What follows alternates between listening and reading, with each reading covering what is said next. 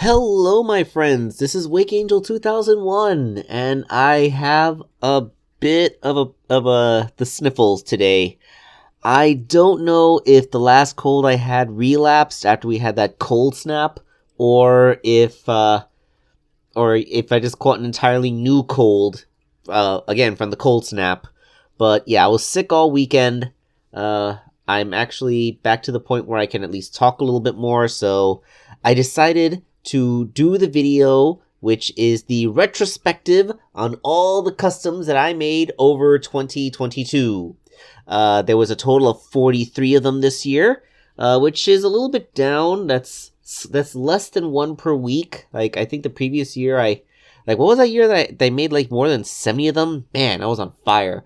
But I think that was the year of the COVID lockdown, so for the first 3 months of the year, I had nothing to do but make toys.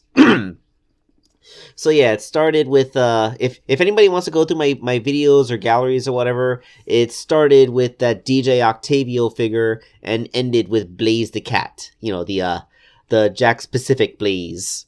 So, instead of trying to rank everything, I've actually categorized everything into, things that are somewhat related to each other, so that I could talk about them all in various chunks, so that we could, so that I could just have commentary on each individual thing that I did, and, we can parse it out. Okay, so let's get to the categories of all the hilarious stuff that I made over the course of the year. Echidna's gotta get some love, right? So, with Knuckles being in the Sonic movie, voiced by Idris Elba, that's not a very good segue, but, I did make that metal Knuckles figure, that female Knuckles figure, which, due to coloring, could be thought of as the Rule 63 Super Knuckles, and, of course, my most recent Julie Sue figure, which I feel captures the character's look a lot better than previous attempts. There was some good Echidna love this year. Usually I make at least one more Metal Knuckles figure, but this is fine. We all remember the various Echidna based characters in the lore, even though Knuckles is supposedly the last of his kind. I'm still trying to wrap my head around how that's possible. Like, how can a 16-year-old kid be the last representation of his entire race? You think, like, that, I don't know, I guess somebody has to be. I'm not going to go too into that. Last year also saw the creation of 2 wedding cake toppers. I do love making these things because of the incredible sentimental value that goes into them. And I do like that this is the second time that I made a cake topper with Princess Sally as the bride instead of Amy Rose. And as a bonus, I got to make the Saturday morning Sonic head, which was originally commissioned by Corey Sonic Fan. Well, from Corey Sonic Fan to, make it feel a little bit more authentic as a Saturday morning themed cake topper. Of course, this isn't the only cake topper I made. We got to see the very first non-Sonic cake topper. And this one was made for my cousin, for her wedding. Those cute little turtles with their little camera. I remember when I was at that wedding, and they had set it up next to the Polaroid booth, where they put that little camera that takes the Polaroid pictures that develop right away. So everybody was taking pictures of each other and selfies, with those little wedding turtles prominently on display. Very, very proud of these creations. Like I said, these are extra sentimental, and they always mean so much to me. And the little turtles one, that meant so much to me on every other level, because it was actually made for family, and I actually made those turtle models myself in Tinkercad, so it's another thing that I created myself from scratch, not having to, download other people's resources or ask someone else to make models for me. So, yeah, an extra proud bit from me. There were also a few first-timers, characters from franchises that I had never really touched before, such as Nyx the Fox from Zuba, a game that I had never even heard of before, and yet here I am making a custom figure of it. Although, I was personally amused with this one because I used the Stewie Griffin body from Loyal Subjects, which I had previously used to make Tails. So, like, it's a lateral move. I used this figure to make one Fox character from a cartoon, and here I am making another Fox character from a different, cartoony video game franchise. It was also the first time I ever really got my hands into Digimon with Omnimon Merciful Mode here. Although, like, this was quite the harrowing one, as this was originally a regular Omnimon figure, which meant I had to paint the entire thing white, which I'm sure I don't need to tell you all how difficult a task that normally is. Fortunately, I started using Vallejo model paints, which do work a little bit easier than the previous paints that I had been using. And, of course, Illumina. I mean, it's hardly a first to say, because, like, I've made so many Sonic figures, and I've even made some human Sonic characters in the past, but, like, this is the first time that I ever made one using one of those Overwatch characters as a base.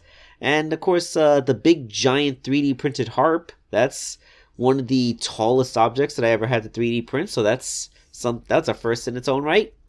Of course, even after all this time, I still have to string that harp, and technically speaking, this commission lays unfinished because I still have to finish the Wise Man figure, which is part of it. Even at this point, I'd say I'm barely a third through that Wiseman. Hopefully, I'll be able to finish him before too much more time passes. I am making real progress on it, so hopefully I'll finally be done with Sparkle Wolf's commission, because I know they've been very, very patient. 2022 was the year that finally saw the release of the official Rouge the Bat figure from Jakks Pacific, both in the 4-inch scale and the 2.5-inch scale. But that didn't stop people from requesting that I make Rouge the Bat customs for them, mostly because there are still people that have Jazzwares collections, and neither one of the Rouge figures would blend in with them, so for the foreseeable future, I am still going to be making everybody's favorite Batgirl. In fact, I'm actually working on one right now. It's most likely to be the next video that I put out. But there were some unique twists this year. For example, that knockoff Rouge figure, the one that was based off of a hypothetical movie design that a fan made. I'm actually still surprised that a toy company bothered to knock that off, because, like, that's not something that you make by just taking someone else's toy and running it through your molds. That's an original mold that somebody made. I mean, sure, it's bootlegged off of someone else's fan design, but, you know, that's kind of cool and impressive. It also saw me make the version of Rouge in the Sonic Heroes outfit. I'm pretty sure it isn't the first time I've made her in her Heroes outfit, but it is always cool to see that, you know, I can make the same character but still have it look different. So, yes, Rouge the Bat, still everybody's favorite little bit of fan service from the Sonic franchise, apparently, and I will still be making her, even though we have official ones now, which I'm not sure how to feel about that.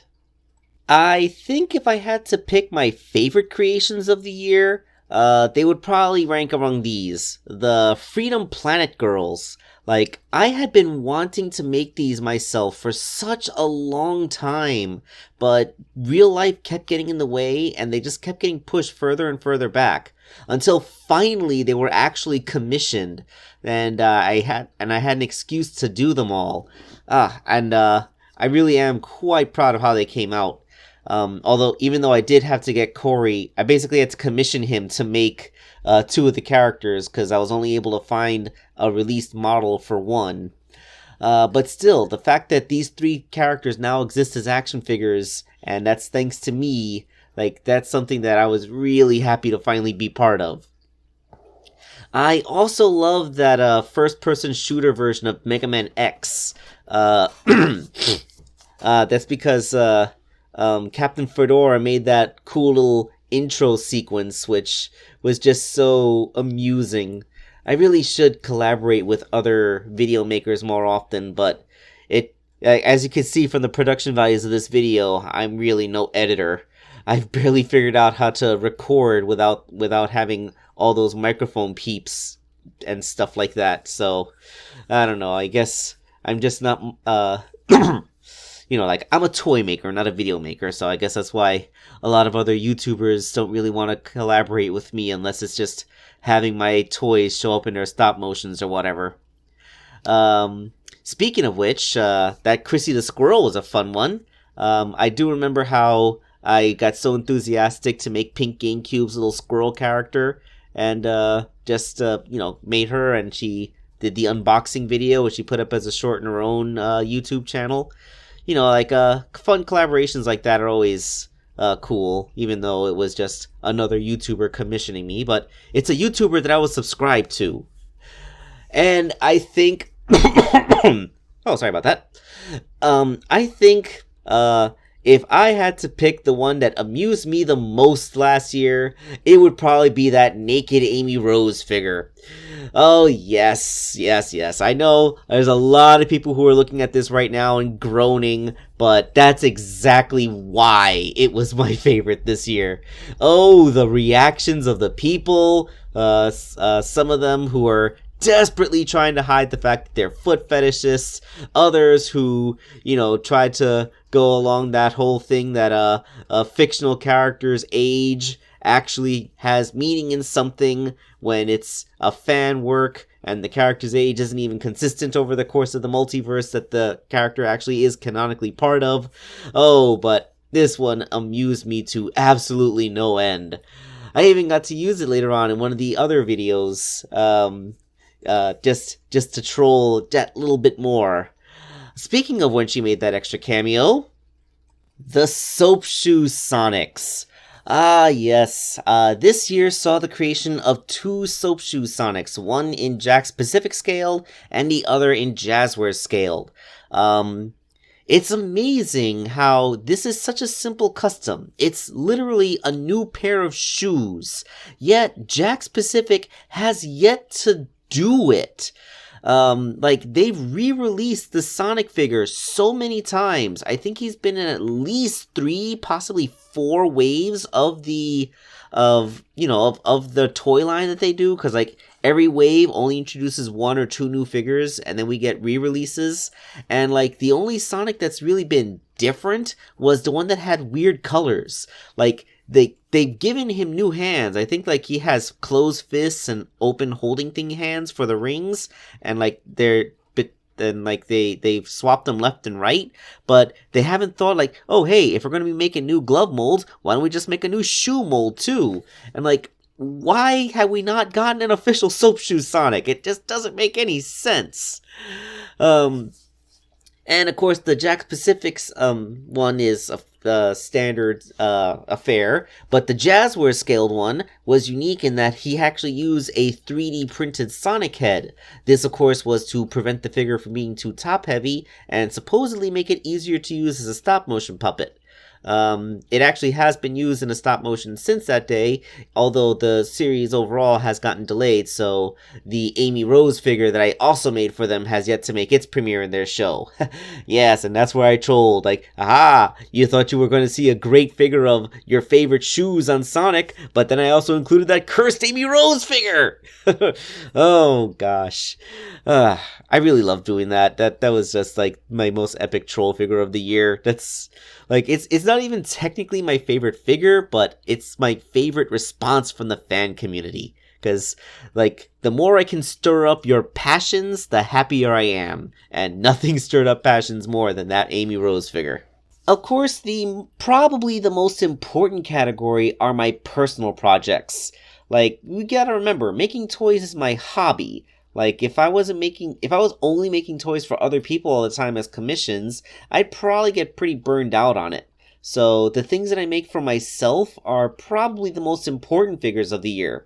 Whether I'm indulging in fan art of a YouTuber I like with the SNT figure based off of her, 3D VTuber model, or whether I'm trying to participate in a collaboration, like the Pinky figure that I made for the Ultimate Sonic Fanfic Reanimated collab, or, just some good old-fashioned IDW treatments, like when I made Belle the Tinkerer, or especially Surge and Kit. I remember Surge and Kit even managed to find their way onto 4chan, where at first I was getting the usual insults about how terrible the Surge figure looked, until they figured out that the base figure was a Monster High Mecha Construx figure, and like, oh, well, actually, considering how the base figure you used, that's actually pretty good. I actually got someone to take back their insult on 4chan. That's all well and good. And of course, Corey's models, which are the things that make these things come to life. I don't think the Surge and Kit figures would be half of what they were if it wasn't for Corey and his amazing 3D modeling skills. And of course, this saw me branch out a little bit more, like when I made that Gijinka of Infinite. Because, I made Infinite so many times and in so many different ways, why not make a Gijinka? Of course, I never really got around to making any other Gijinkified Sonic characters, but, I can kind of see in the back of my head how to make a Rouge one with another one of the Fortnite figures that I have. So, stay tuned. I might get back on that. But, that's for Future Angel. Let's worry about getting rid of some other commissions out of the way. Speaking of Infinite, that Gijinka wasn't the only one that I made this year, as I did make Infinite a couple more times, including the first time I ever made the proper masked version of him in the Jakks Pacific scale, and another Jazzware scaled one, but with a swapping head gimmick so that you could have both his masked and unmasked looks, which looked a lot better than the versions where I just, put a mask onto a werehog face. And I actually remember this Infinite was one of the first times where I saw a Jazzwares figure that had been sent to me, and I realized, this figure is so rare. The person that wants me to make this custom probably went to significant expense to get it to me, and I'm gonna tear it apart? No. This is when I made the decision to stop tearing apart the Jazzwares figures. And unless they're damaged, I'll still customize damaged Jazzwares figures, but I'm not gonna ruin perfectly intact Jazzwares figures anymore to make customs. Not when, my techniques and tools have improved to the point where I don't need to use those anymore. As you can see, Infinite looks even better with the 3D printed head. So, yeah, Infinite is one of the characters that I've made probably more times than is healthy for me, especially when you consider the motivations that I used to have with those things. Seriously, this is probably one of the few times I was ever motivated out of pure spite to create a figure. I didn't really know that kind of motivation could exist in this hobby, but there you go. 2022 was also a year that saw me recreate some of my older figures, whether it was literally me having some of my older figures sent back to me for improvements, such as Riala or Void, or whether I was rebuilding figures that I had made before, whether it was an exact recreation, well, almost exact recreation, like with E102 Gamma, again, made with the 3D print in the ball joints, or the Frenzied Bedlam from Sonic Stop Motion Adventures, whether I was reviving old school customization techniques that I had done way along in the past, such as that Cream the Rabbit figure, which was a full conversion from Charmy the Bee. A custom that I don't know if I would be willing to do the same way again, because I know how rare and expensive that Charmy figure is, and I don't think I would want to damage another one to make a Cream again. But then again, thanks to my 3D printer, I can make Cream's parts and stick them onto a much cheaper and easier to get figure, so it's not like I'll never make a Cream again. But I think my favorite rebuilds were the ones that had me radically alter the style, whether it was, the vast improvement that was Lumina Flowlight over the first figure that I made. Of course, that was due to the existence of better base figures. Literally, they did not make Mega Construx figures like this the first time I made Lumina. But also for characters what was this character's name? Zeus the Fox? Yeah, Zeus the Fox. Whether I used that Fortnite figure to make a more anthropomorphized style of Zeus the Fox, or when Amy Rose came in and I was able to make a more Sonic-styled figure of Ruby. It's funny, like, these are characters that I had made before, but now here I am making them again in a completely different style than the first time, and, it's still cool. It's also great to know that, like, things like this show how my craft improves, and how, I can still get people who have commissioned me in the past that still like my work enough that they want me to make more stuff for them. So, that's always a good thing to show that my stuff actually stands up over time, and that I'm not just disappointing people when they open the boxes when they arrive. Of course, this year saw a lot of love for my favorite princess. I mean, I already talked about the wedding cake topper before, but there was also that resin statue that I was commissioned to paint. There was a little bit of a a little bit of a challenge because I had some unexpected issues with the resin accepting different kinds of paints. Like, it worked really well with some paints, but then other paints I thought would work good, but then when I put the sealant on to make sure it wouldn't scratch, they had a completely different reaction that caused me to have to almost completely repaint the one of them. Of course, for the second figure, I was able to learn what I did from the first one and make it look good without having to go through so much effort. But yeah, like, this is like, these I also like how these statues were, like, unashamedly sexy. Like, they capture that energy of Princess Sally from, like, the phase of the comic where they had made the style a little bit more mature and anthropomorphized.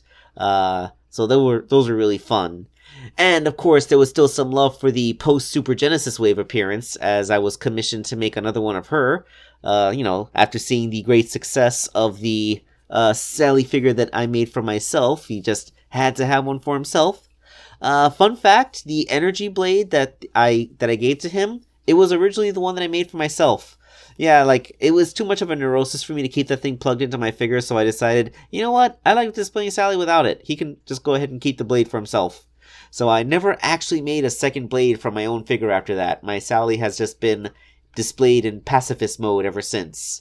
But yeah, like, Princess Sally, character that I really love, character that I know the fandom still carries a torch for, and I really have no idea if we're ever going to see her in any official media again. I'm wondering, what would it take to convince Sega to license out this design for any kind of official toy release? What would Jakks Pacific have to pay to do it? Like, if not Jakks, maybe like Loyal Subjects or Funko or Mezco, maybe Boss Fight Studios. One of those companies that just makes collector grade figures.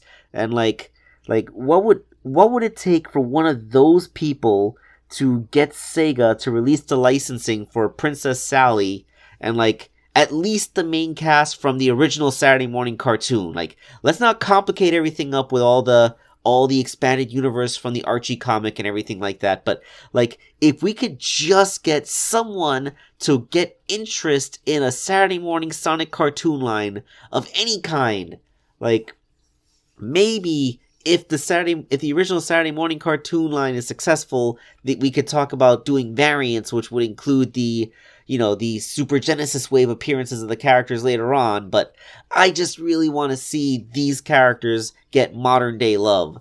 Like, seriously, like, the demographic that grew up with these characters is now, I know, they're my age, so they're like the top people that spend money on this kind of crap. So, let us give you our money, Sega. This segment's going on too long. Let's move on. And of course, I decided the end of this video will focus on the OCs. Because this is really one of the most important aspects of the custom figure game, It's not always just about your favorite character that didn't get an official toy representation for some reason or another, but it's also about having your own character that you created yourself to actually get representation. Whether it shows up in a super popular a stop motion show like Frenzied Bedlam, or is the product of a popular YouTuber like Pink GameCube or SNT, or is part of a huge meme thing like Pinky. Sometimes, like, people just want the character they created in Sonic Forces to have a toy, you know? Or maybe just a good old-fashioned Sonic OC that someone's had for years, and I could just do a good old-fashioned old-school conversion from a Sonic character, just the way that I've been doing for well over a decade now. I mean, like, one of my first ever commissions was Akuma the Hedgehog. It was that red supersonic shadow looking thing with the bandaged feet and all that. Like, one of my first ever commissions was of an OC, and I've made so many hundreds of them over this past decade and a half that I've been doing this silly thing. And given people's personal opinions on Sonic OCs, that either makes me one of the generation's shining heroes or one of history's greatest monsters. I'll leave that up to you to decide. So thank you all for watching. Thank you all for commissioning, for loving the figures that I make, and let's hope that I can create even more wonderful figures for everybody this year, and that I can finally get through this massive backlog that I'm still kind of buried under. Real progress is being made. Trust me. This is Wakeangel2001 signing off.